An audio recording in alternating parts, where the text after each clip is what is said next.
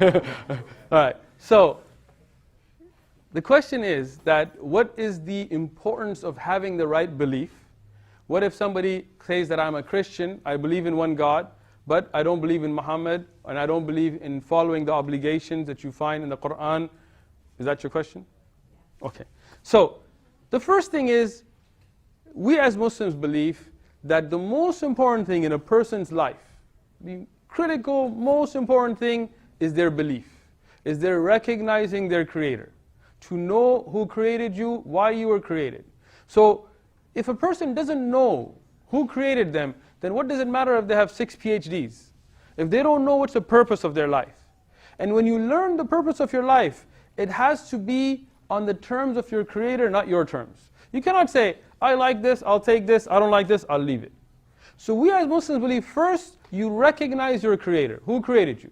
If you believe that Allah created you, you read the Qur'an, you see the scientific miracles, you see the linguistic miracles, you see that spirituality that touches your heart, that beautiful feeling you get from the Qur'an, and you see that miracle in you, then you have to follow the Qur'an.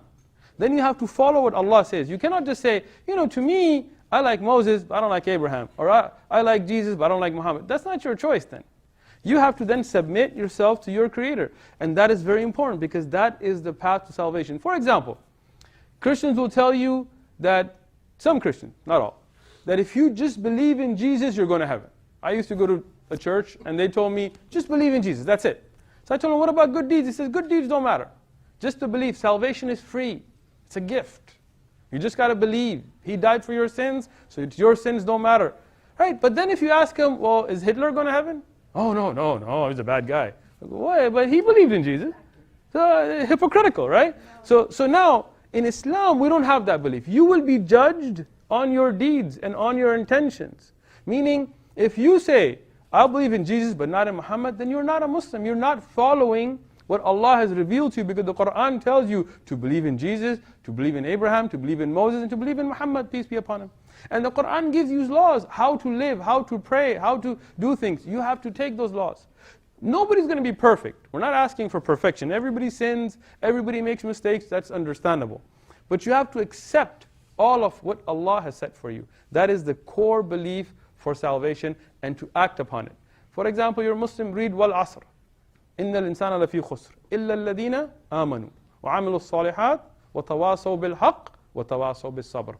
All of mankind is in loss. All of it. They're in destruction.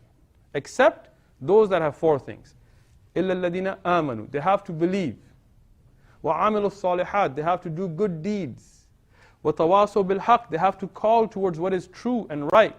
وَتَوَاصَوْا بِالصَّبْرِ. They have to call towards patience. If you don't have these, people are in loss. You could be a billionaire, it doesn't matter.